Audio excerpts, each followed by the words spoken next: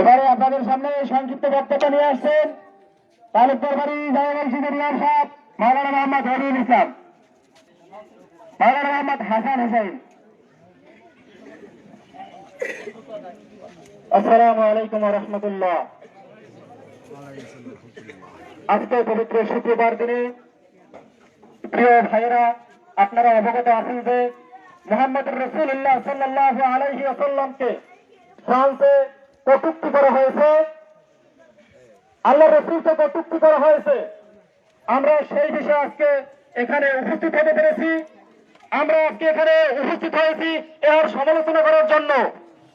আল্লাহ রাসূল মুহাম্মদ রাসূলুল্লাহ সাল্লাল্লাহু আলাইহি ওয়াসাল্লামকে কটূক্তি করা হয়েছে, তাকে কার্টুন বানানো হয়েছে, কার্টুনের আকৃতি দিয়ে তারপরে তাকে অপমান করা হয়েছে।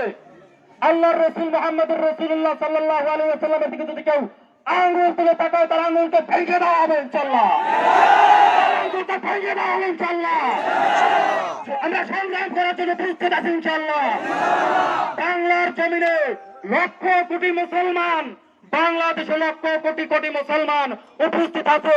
যদি আমাদের প্রয়োজন হয় কাপড়ে কাপড় মাথায় পেতে রাজপথে নামার জন্য প্রস্তুত আছেন ইনশাআল্লাহ। আব্দুল্লাহকে দেখান।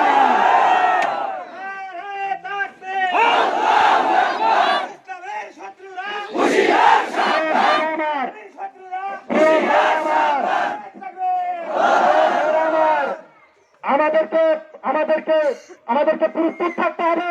যে কোনো মুহূর্তে আমাদের কাছে জালেম আমাদের মাথার উপরে নাচতে পারে, আমাদের জন্য প্রস্তুত থাকতে হবে। আমরা যেন দাঁত ভাঙে জবাব দিতে পারি।